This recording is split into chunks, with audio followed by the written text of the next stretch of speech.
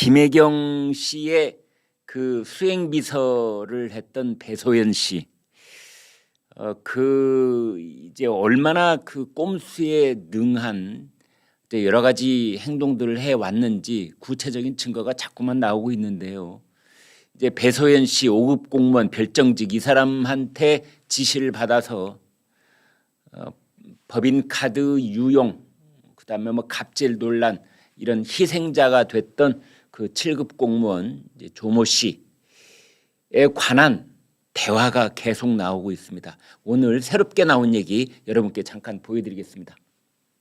내 사무실 불 켜둬라. 위장 출근하는 수행비서 법카로 살림하는 경기도 왕비. 김혜경 씨가 경기도 왕비, 이재명은 경기도 상황, 뭐 이런 얘기가 나오고 있는데요. 그 대화 내용을 캡처해 놓은 게 있습니다. 대화를 문자로 주고받은데요. 이제 한번 보여드리겠습니다. 이렇게 되어 있습니다. 불은 안 켜져 있고 컴퓨터 대기 모드만 돼 있는데요. 불 좀 켜. 앞으로 출근하면 거기 방 불 좀 켜. 불 켜놓으라고요? 응. 이게 이제 배모 씨하고 A 씨, 5급 공무원, 7급 공무원 둘 사이의 대화인데, 이제 퇴근할 때 컴퓨터를 안 끄고 컴퓨터는 계속 켜놨던 모양인 것 같습니다. 일반 회사에서는 퇴근할 때 컴퓨터를 반드시 끄도록 하고 있습니다. 왜냐하면은 컴퓨터가 켜져 있으면 해킹의 위험성이 있고 또 외부에 뭔가 오염될 가능성이 있기 때문에 퇴근할 때는 항상 컴퓨터를 끄도록 하고 있는데, 이제 이 배모 씨의 컴퓨터는 이 문자만으로 봤을 때는 대기 모드 상태로 켜져 있다. 그런데 이제 A 씨가 지금 이렇게 얘기를 하는 겁니다. 불은 안 켜져 있고 컴퓨터만 대기 모드로 돼 있다. 그러니까 이 배소연 씨가 불 좀 켜. 앞으로 출근하면 거기 방 불 좀 켜. 이제 이러자 불 켜놓으라고요. 이렇게 되어 있습니다. 대개 공무원들이 이렇게 꼼수를 부릴 때 자신이 출근도 안 했는데 출근한 것처럼 뭐 의자에다가 출근 외투를 걸어 놓는다든지, 네, 옷걸이가 있으면 거기에 안 입는 옷 걸어놔서 출근해 있는 것처럼 보이게 한다든지. 이제 배소연 씨는 어쩌면은 김혜경 씨의 가장 가까운 거리, 혹은 김혜경 씨 집, 혹은 그 뭐 곁 어디가에서 항상 대기 상태에 부르면 뭐 1분, 5분 내로 갈 수 있는 그런 거리에 있었는지도 모릅니다. 그렇기 때문에 이제 도청에는 가지를 않으니까, 지금 그때 경기도청에 있었던 사람, 많은 사람들이 이런 얘기를 하지 않습니까? 이 배소연 씨는 얼굴을 본 적이 없다. 경기도청 뭐 의전 비서관인 것처럼, 대외 협력을 담당하는 비서관인 것처럼 되어 있는데 그 사람 얼굴을 본 적이 없다. 그런 얘기가 뭐 당시에도 있었을 가능성이 있는 겁니다. 그러니까 내 사무실에 불을 켜놔라, 이렇게 되어 있습니다. 계속 좀 보여드리겠습니다. 저희가 위에는 이제 모자이크 처리를 했는데요. 기자로 보이는 어떤 여성입니다. 여성 기자. 얼굴이 저기 있었는데 배소연이 그 7급 공무원 A 씨한테 이렇게 말하는 겁니다. 이렇게 생긴 여자애 사무실 근처에 보이니? 완전 반말을 쓰는데 여자애라고 그랬습니다.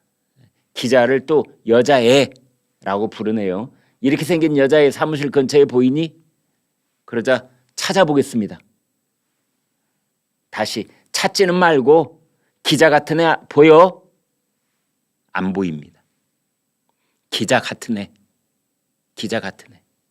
아마 남자 기자한테는 이놈 저놈, 여자 기자한테는 이 X 저 X. 기자 같은 애, 그애 저애. 이 사람들이 문자로 나누는 대화가 이 수준입니다.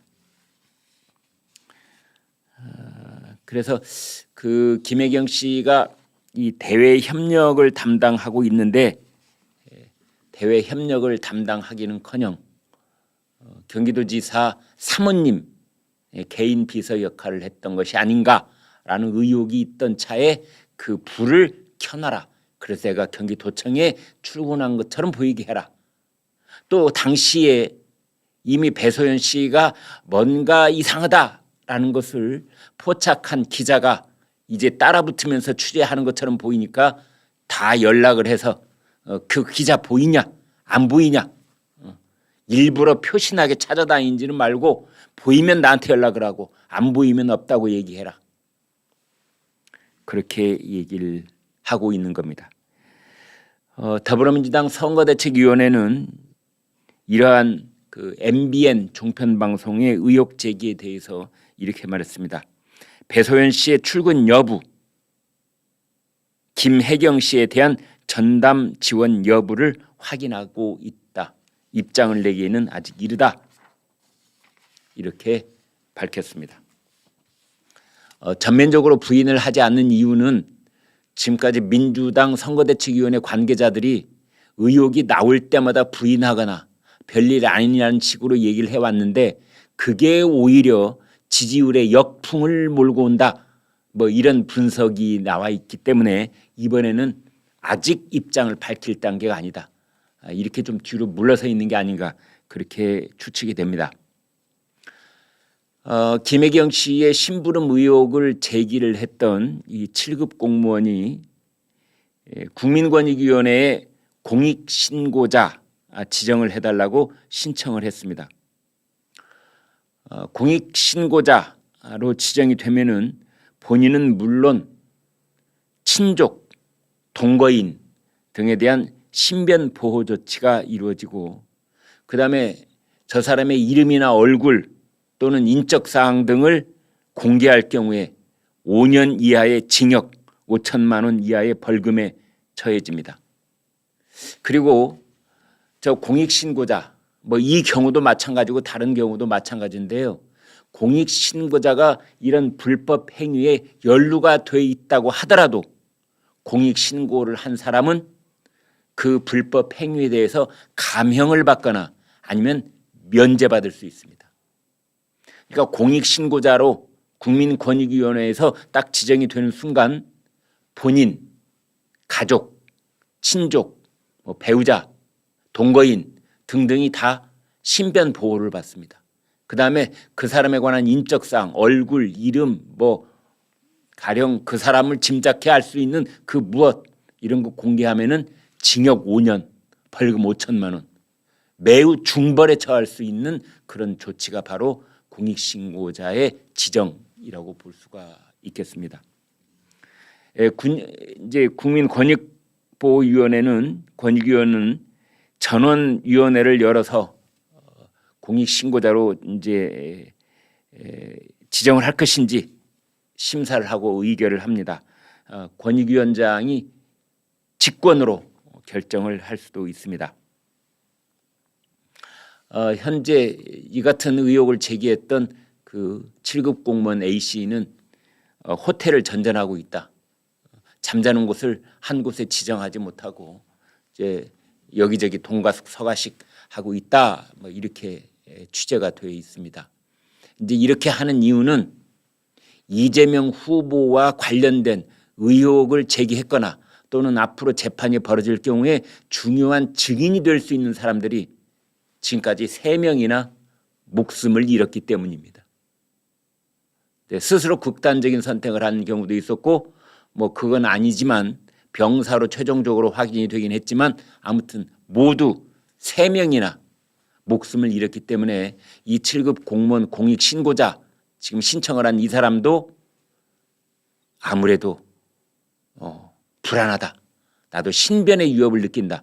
이렇게 호소를 하면서 저녁마다 잠자는 곳을 바꿔가면서 도피 아닌 도피 생활을 하고 있는 것으로 그렇게 보여집니다. 더불어민주당이 지금까지 해왔던 그 대응 전략을 크게 바꾸고 있다. 이런 취재가 나와 있습니다. 불과 얼마 전까지만 해도 이재명, 김혜경 부부는 잘못이 없다. 모르고 있었다. 이제 그렇게 한다든지 또는 제보자가 정치적으로 불순한 의도를 가지고 있었다. 그래서 휴대폰 통화도 녹취를 했고 사진도 찍어놓은 거 아니냐. 뭐 이런 식으로 얘기를 했었는데 그것이 다 역효과를 불러오고 있는 것으로 이렇게 분석이 되고 있습니다. 그래서 강병원 최고위원이 한 방송에서 이렇게 말했습니다. 대선이 한 달도 남지 않은 상황에서 문제가 불거지고 있어서 굉장히 곤혹스러운 게 사실이다. 좀 더 냉정하고 차분하게 국민의 눈높이에서 바라볼 필요가 있다. 이제 이렇게 얘기를 하고 있는데 조금 더 구체적으로 제가 말씀을 드려보겠습니다. 송영길 민주당 대표가요, 자기 딴에는 이제 이재명 후보 또는 김혜경 씨를 좀 이렇게 쉴드 치려고 이런 발언을 했습니다. 여러분 다 들으셨을 겁니다. 송영길 대표 말이 나도 아플 때 비서가 약을 사다 줍니다. 별정직 비서관이 하는 일이 자기가 모시는 상관을 위해서 뭐 잔심부름 충분히 할 수 있는 거 아니냐. 그 심부름 중에는 약심부름도 표현될 수 있는 거 아니냐. 포함될 수 있는 거 아니냐. 이런 식으로 이제 쉴드를 쳤는데 이건 역시 역풍을 불고 온다. 왜? 김혜경 씨가 처방받은 리비알정이라는 약은 반드시 환자 본인이 의사 앞에 가서 처방을 받아야만 약국에서 살 수 있는 약이다. 가령 송영길 대표가 자기 비서관한테 부탁했다는 그 약심부름은 처방전 없어도 뭐 간단한 감기약, 간단한 소화제 뭐 이런 거 아니었을까? 그렇다면 양쪽의 얘기가 영 안 맞는 겁니다. 그래서 송영길 대표가 이재명 후보의 부인을 좀 이렇게 감싸듯 뭐 그런 발언을 했다는 것이 오히려 여론에서는 질타를 당하고 있는 겁니다. 현근택 민주당 선거대책위원회 대변인이 이렇게 말했습니다. 스마트폰에서 뭐 녹음을 하고 또 이 대화를 캡처를 해놓은 것은 의도적인 거 아니냐. 그런데 그것도 역시 자기 잘못은 인정하지 못하고 상대편 공익신고자를 오히려 정치적 불순 의도가 있는 사람처럼 몰아친 것, 이게 역효과를 낳고 있습니다. 그 다음에 선거대책위원회의 김병욱 직능본부장이 이런 말을 했습니다. 어제도 말씀드린 소고기 4팩 이것이 업무용으로 샀다. 그리고 도지사 공관 3층 집무실에는 냉장고가 있다. 좀 제가 웃음이 나왔던 이유는 뭐냐면 회사건 단체건 사무실에 거의 100% 냉장고 있습니다. 냉장고 없는 사무실 본 적 있으십니까? 제가 너무 단언하나요? 웬만한 회사의 뭐 사장님 뭐 또는 간부들이 있는 곳에는 반드시 탕비실이라는 게 있고 거기에 냉장고 있습니다. 뭐 꼭 뭐 그 사람한테 특별한 뭐를 이렇게 대접하기 위해서 냉장고가 있다기보다는 꼭 필요에 따라서 저온 보관해야 될 그런 필요성에 따라서 냉장고가 있는 곳도 있고 뭐 간단한 간식거리 뭐 과일이나 또는 이 음료수 같은 거 넣어놓을 공간으로 냉장고가 필수적으로 필요한 겁니다. 그런데 마치 경기도 도지사 그 집무실 옆에 있는 냉장고는 특별한 냉장고라도 되는 것처럼 이렇게 얘기를 해버린 겁니다. 그래서 다른 사람들한테 비웃음을 사는 거지요. 더더군다나 이 소고기 구입을 했다는데 4팩 이게 업무용이다. 그래버렸습니다. 이 사람들은 뉴스도 안 보는 것 같아요. 네? 그렇게 신문 방송에서 대서특필을 해가지고 경기도 성남시 분당구 순회동에 있는 김혜경 씨 그 자택 현관에다가 이 소고기를 배달했다는 것이 사진까지 다 나왔는데 그게 업무용이라고요? 그러니까 이재명 지사가 퇴근을 해서 집에 돌아오면은 그 이튿날 출근할 때 부인 김혜경 씨가 바리바리 싸가지고 오늘 뭐 이 도청에서 고기 필요할 텐데 가지고 가세요. 어제 내가 신청해 놨어요. 뭐 지금 이런 얘기를 하고 싶어 하는 겁니까? 이런 식으로. 그래서 지금 민주당 선거대책위원회에서는 제발 아무 말도 하지 말아라. 뭐 거들어준답시고 이런 말 저런 말 하는 것이 다 역풍이 돼서 돌아오고 있다. 가만히 있어라. 그냥 가만히.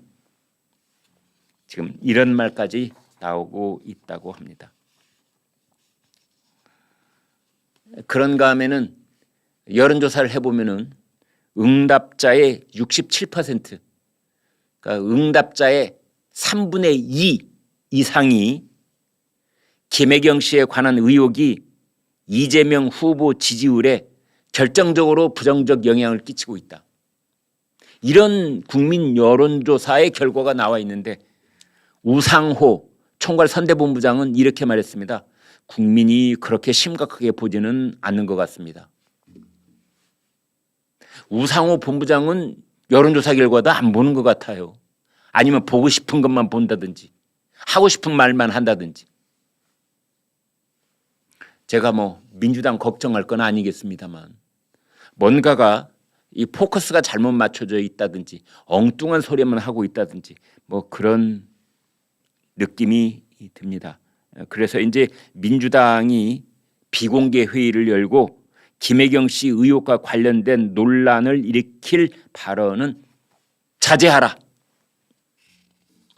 그런 지시가 내려져 있습니다.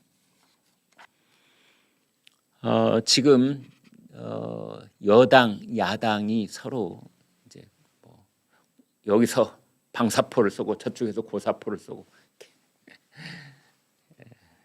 설전이 후보 본인에게보다는 후보 부인들에게 오고 가고 있는데 이제 국민의힘의 윤영석 의원은 김부겸 국무총리를 상대로 이렇게 말했습니다. 이재명 경기지사, 김혜경 씨가 경기도의 왕과 왕비로 군림한 것이 아닌가 생각마저 듭니다. 이제 이런 얘기를 했고요. 반면에 민주당 쪽에 유정주 의원은 김건희 씨에 대해서 또 하나의 신정아 사건 같다. 리플리 증후군이라는 말도 무색하지 않다. 이렇게 비판을 했습니다. 리플리 증후군 여러분 기억나시죠? 그 소설 제목에서 온 겁니다. 리플리라는 소설 속의 인물인데 거짓말을 반복하다 보면 본인도 자기가 한 거짓말이 진실이라고 믿게 되는 증후군. 이게 리플리 증후군입니다. 그러니까 이제 김건희 씨가 허위 경력, 좀 부풀려진 학력 이런 걸 계속 적어내다 보면 본인도 그걸 진짜라고 안다. 그래서 예전에 왜 신정아 사건 있지 않습니까? 똑같다. 이렇게 비판을 하고 있는 거죠.